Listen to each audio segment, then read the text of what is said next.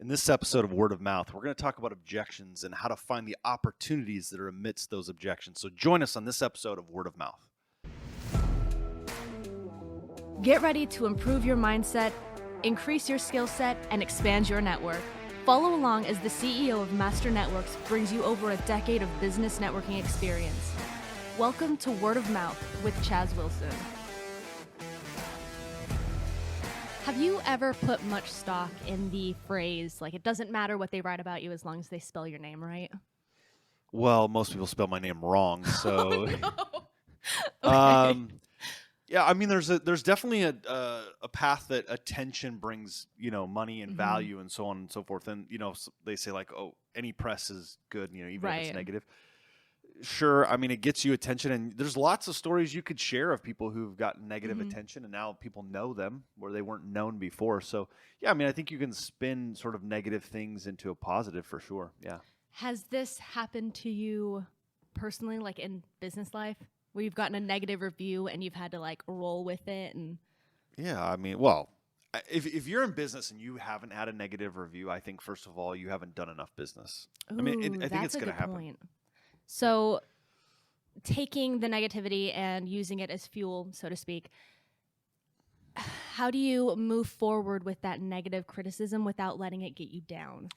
Well, let me just clarify. Are you talking negative criticism or just somebody who had a bad experience? Because I gotcha. There are two different pathways. So let's say negative criticism, like from like a productive standpoint. Yeah, because I do think as an entrepreneur, you have to sort of look and go, who's the person giving the criticism? Like that's why like it's Google reviews sometimes are hard, because like I've looked at even some of my favorite places to eat or businesses that I go to, and they'll have like a handful of negative reviews, and I'm like, that's never been my experience at that place. So I sometimes take those with a grain of salt, and I think people do too, right? Do you think people post negative reviews more often than they post positive reviews? Probably. You think so? Well, I think there's some people that would only post a negative review. Like they won't ever post anything. It's just like the same of like if you say, that's why the 1 to 5 stars, there's some people that will never give a 5-star. That's a good point. Because it's just never going to have that kind of experience for them. Gotcha. They're kind of miserable, unhappy people, probably. So they never would post a 5-star review. Gotcha. I think I fall on the other end. I will be more likely to post a 5-star review than a 1-star. Right. I mean, I definitely think that's out there. But my point was, you have to really look at who's giving the negative feedback and the criticism, because not all feedback negatively should you pay attention to. So how do you sort through that? How do you filter it down to what you should pay attention to? I think you honestly have to look at it and say, is this something that we could improve? Like if it's just being negative to be negative, or like I said, there's just some customers who will never be satisfied no matter what, right? Just never. I think you have to take that and go, okay, is that what that is? If you start to hear that same feedback multiple times, then I think you got to look at it. Gotcha. Right? So it's not necessarily taking everything everybody says at face value. It's using context clues, and maybe a repeat comment is what gets followed up on. So, for example, if somebody posts on YouTube underneath this episode and says, man, your show sucks. Yeah, I would never want to listen to this again. We go, oh, that's bad feedback. We should shut down the show. No, it's one person, their opinion. So I think that's what you want to look at is this somebody's opinion of the service, or was there a true breakdown in the product or the service that you provided? And somebody's opinion of me personally, like I don't put a lot of stock into that. Gotcha. So there's another facet to this too, which is not necessarily negativity, but just the word no in general. How do you handle objections? Like let's say like in a sales pitch. So is it handling no or handling objections? Because I have this, and I talked about this in a previous episode. I have this like fatal character flaw that's called "you can't tell me what to do." Oh gosh. So when someone says no, you can't do that, or you'll never be an author because you didn't read any books in high school. Like that kind of thing is what does fuel me. Gotcha. It does drive me when you say you'll never hit 5,000 members, 10,000 members. You'll never be the largest. Right. Yeah. There's a part of that. I remember, and I've told this story before too, like, oh, you can't play quarterback in high school because you throw the ball left-handed. So I taught myself to throw right-handed so I could play. Like when someone says you can't do it or no as an objection, as a stop, that like goes, okay, Yeah, watch me. Gotcha. Okay, so let's say instead of just the word no in general, but like objections in a sales pitch, how do you hit that wall and break through it? For me, there's just a simple strategy. Is usually the reason people tell me they can't do something or they're not going to buy or they're not going to join or whatever is the very reason they need to. Oh, gotcha. So give me an objection as to why someone wouldn't join Master Networks. Too expensive. Exactly. And I understand that it is expensive, which, by the way, you never disagree with their objection. Okay. You just make it the reason they should join. Because if I said it, think about it. If I said, well, no, it's not. Then I'm going to argue with you, but like I don't have it. Yeah, we're talking $50 a month. I could try to justify you why $50 isn't a lot of money, but I will never win that argument with you because $50 is a lot of money to you right now. Or whatever, right? It doesn't matter if it's 10, 50, 100. If someone says that's a lot of money, you just agree. You're right. It's a lot of money. But that's why you should join Master Networks. Because right now $50 is a lot of money, and at some point $50 may not be, and I want to help you get there.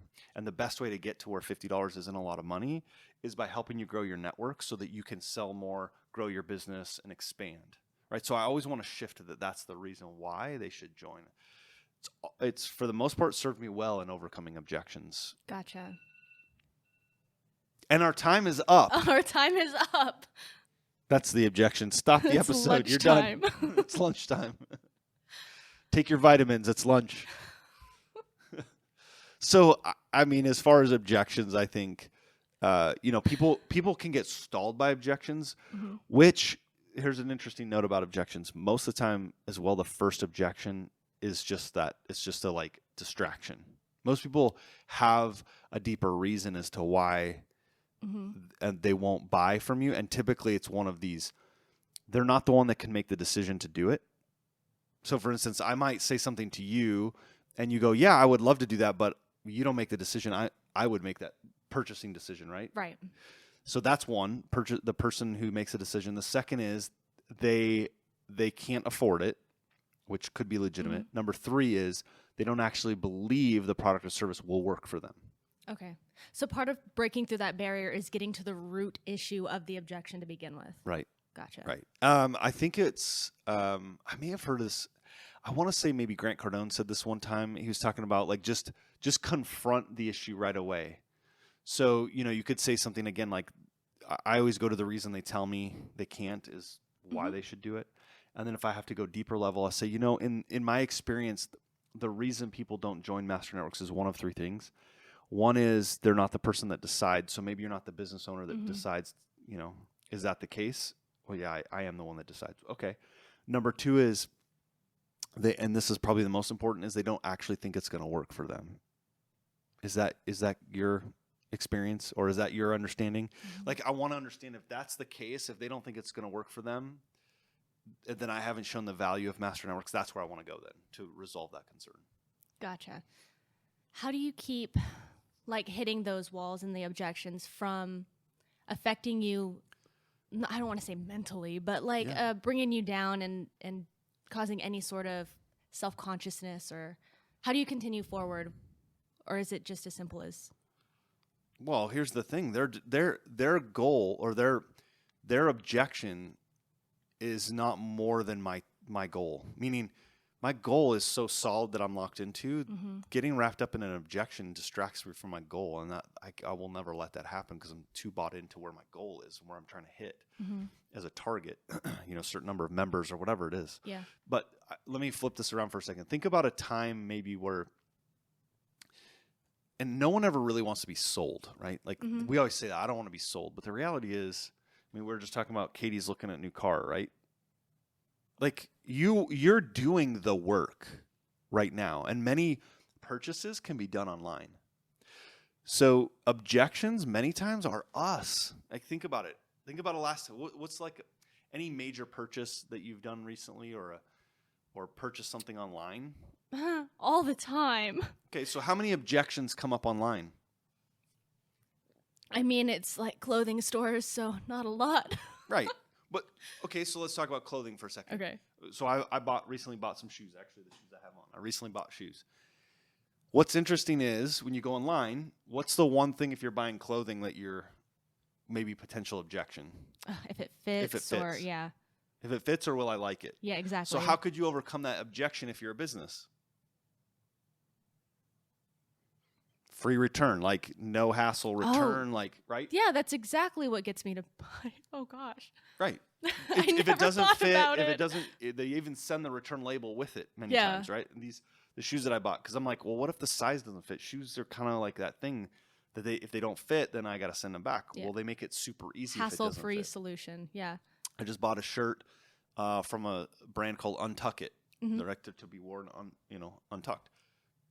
They send the return label right with it. If it doesn't fit, you just put it right back in the box and send it. I've never thought this through. But that's what they're going through, right? They're going Yeah. through what's your objection. So if I'm a business owner right now, what I would do is identify the 2 or 3 objections that I get all the time, because they will pretty much be the same all the time. And now you come up with a value proposition for that objection. So for instance, like I just talked about, the clothing, but I could think of a ton of different businesses where their value proposition literally solves the objection that you might have, so that you take that barrier out of the purchase. I mean, that's what you were just saying, is confronting it head on, and they're just doing it without ever having to speak to you. Yeah. I remember this is so many years ago, when I was selling real estate, that the demand for a moving truck was so high that people would have their closing date to sell their house, and they couldn't find a truck to move their stuff. Oh, wow. So I was like, objection, right? Opportunity in the objection. So I went out and bought a truck. I bought a 18-foot truck, put my marketing all over the side of it, and then let my clients use it for free. And now it became a value proposition. Smart. Well, I by the way, it was, but I stole the idea from other people. No, I gotcha. But nobody in my market was doing it at the time. And so all of a sudden it became, here's the objection, here's the obstacle. How do I make it my value proposition? And then this is why you want to get around proximity to really smart people, because somebody had an idea that they did on their trucks. I remember this guy was in Atlanta, I think. And so I you copy the idea, and you take like a little magnet, and it would say truck 1, truck 3, truck 5, truck 7. And then like every time it goes out, you swap it. So when people see it around town, they're like, you have like, how many trucks? Do you have like a fleet of these? Oh my gosh. I know, it's a little bit of slippery marketing there, but people are like, man, you have a whole fleet of trucks out there. Not really, but the appearance premise, is right? there, yeah. Right. The premise is that take the objection and how do you turn it and make it your opportunity? Because if multiple people have that objection, especially in categories and markets where there's lots of competition, this is your chance to actually set yourself apart. What is the objection that everyone in your industry gets? Everyone. And then how do I overcome it? For example, networking, right? When COVID hit, many networking organizations just stopped meeting in person because, well, we can't meet in person. That's right, yeah. What did we do? We pivoted to 180 chapter meetings online in a week. Well, maybe 2 weeks. Yeah. It was pretty quick, though. Right. And then that set us apart. And now we're growing beyond where we were before COVID. Because we looked at that objection and says, how do we make it our opportunity? Yeah, it opened new avenues that we hadn't previously explored. So right. Even down the road, it's helped. Yeah. So now you're going to think next time you purchase something. Oh my gosh. I already have a cart full of stuff. So why haven't you bought it? I'm waiting for the next paycheck. Right. So there's the objection, right? So what could that company, I don't know where you're buying it from, but. Discount code. Okay. So what could they potentially do if you're sitting, okay, you have a cart full of items virtually. What could a company like that do? Send me a discount or give me free shipping. Okay. Or a payment option. Or a payment option. Yeah, that works too.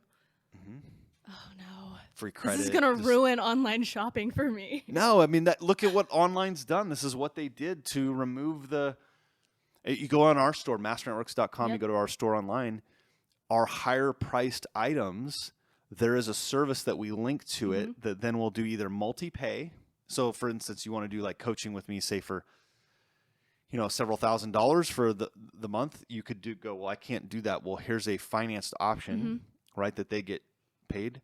They can break it into multi-payments, or there's a finance option. So we have two. In the finance option, you can go through and say, oh, I'll go get the finance loan for $5,000, and then I make payments to that. Gotcha. So we tried to overcome those opportunities when money's the issue online, because we don't have that opportunity to overcome the objection in front of them. Now that you're mentioning that, it does sound familiar. I feel like that's becoming more and more prominent, is like payment options.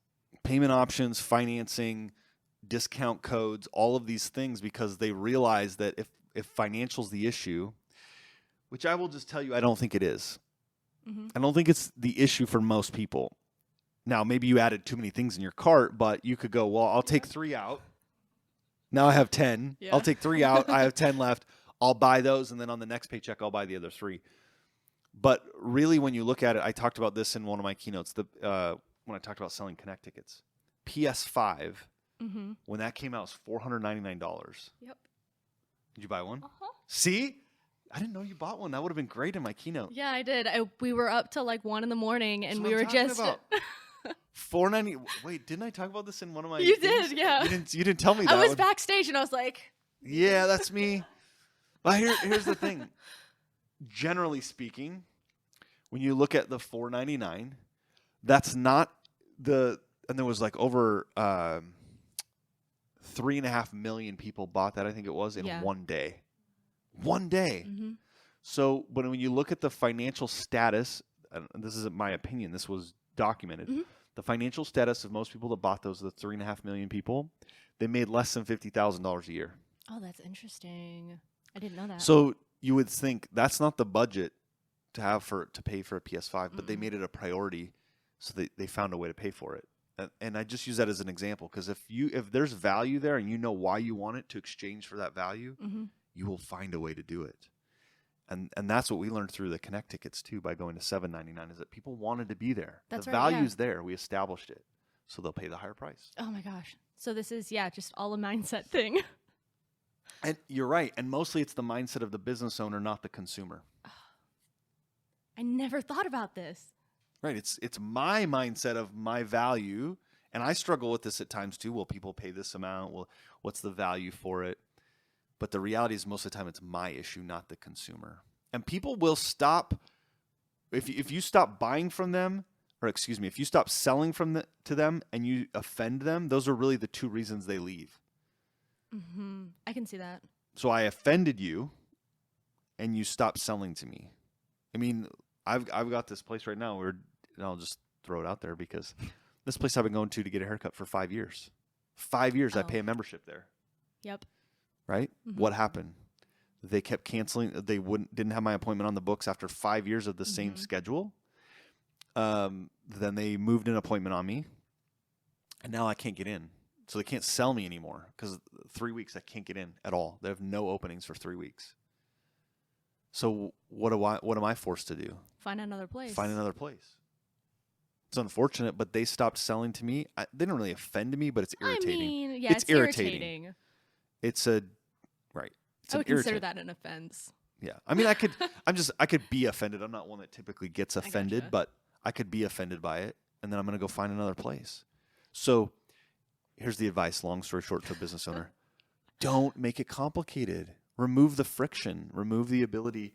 If you look at master networks, I know that we sometimes on occasion, we get somebody who's frustrated by this, but we don't have a long application process up front. You fill it out, submit, and it goes to the regional partner. You're in. We remove the friction up front so that people can easily join us. That's what business owners should do. Remove the friction.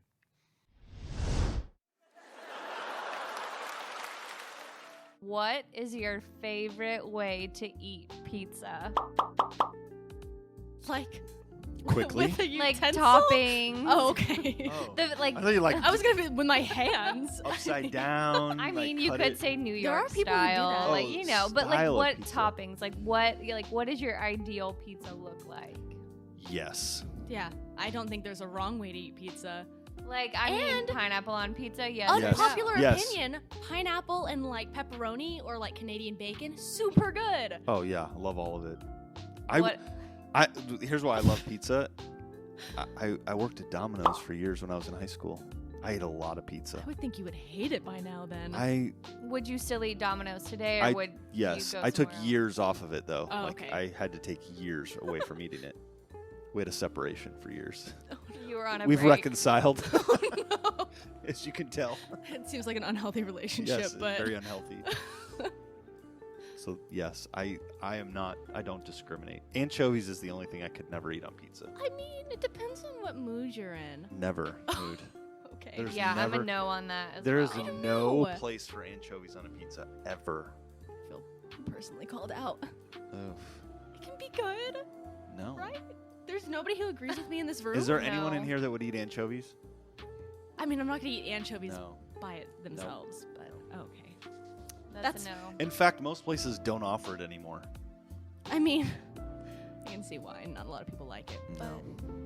But so, anchovy pizza for lunch for her. Okay, no, I have to be in the right mood for it. Which is Which is what? what? Which, I Yeah. don't know. Craving anchovies. There you go. There's your answer. I'm sure everyone cared about how I take my pizza. Warm. Warm, not cold. With my hands. Leftovers cold, yes. Could do that. Yeah, leftover, like for breakfast, if you eat leftover Yes. pizza straight out of the fridge. I did too many years of that. I can't eat cold pizza anymore. Next week on Word of Mouth. What are these things that make you uniquely you? And why does that matter? And why should you really lean into that? Like you have been trying to please people in business, you've been trying to please people on the PTA, right? It's time to be you, and that's what's going to draw people into you. The way people see themselves, their own self-identity. Now, if your identity that you feel is in conflict with the way you're showing up, then that's going to cause struggles.